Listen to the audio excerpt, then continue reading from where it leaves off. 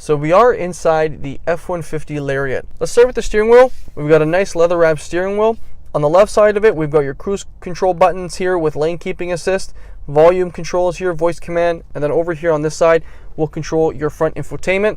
Now this one does have a heads-up display, so you are able to control the adjustments of it by just going to heads-up display, and then you can see it controlled right there. Now behind the steering wheel, we've got your toggle here for your wipers. Now one thing they got rid of, I would say, in the newer models of these trucks is an automatic telescopic steering wheel, so it is manually adjusted now. On the left side of the steering wheel, we've got your light controls here with fog lights, and then here's your automatic stop start to turn that off. You got your parking brake as well as pedal adjustments here, and then this here is your bed light. Now on the top here of the dash, we can see it's got a nice soft touch material, I would say, and then you got your Bang & Olufsen speaker up there.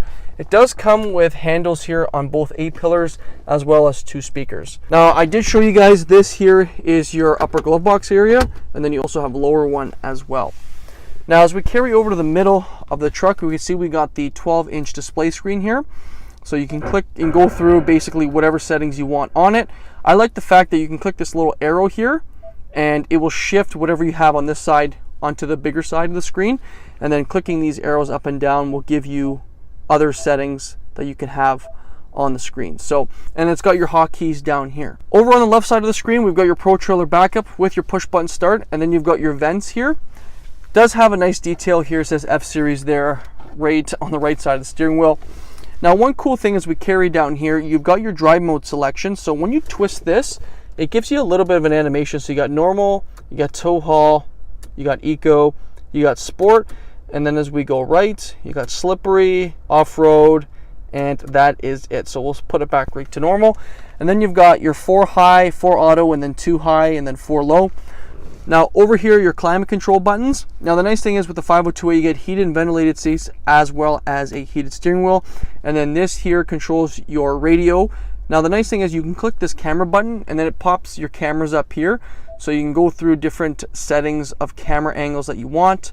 I personally like just 360 with the front or the back.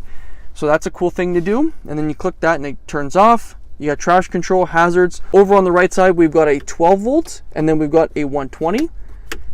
Down below, we've got wireless charging with USB-C and USB, and then we can shut it to make it look a little bit more cleaner.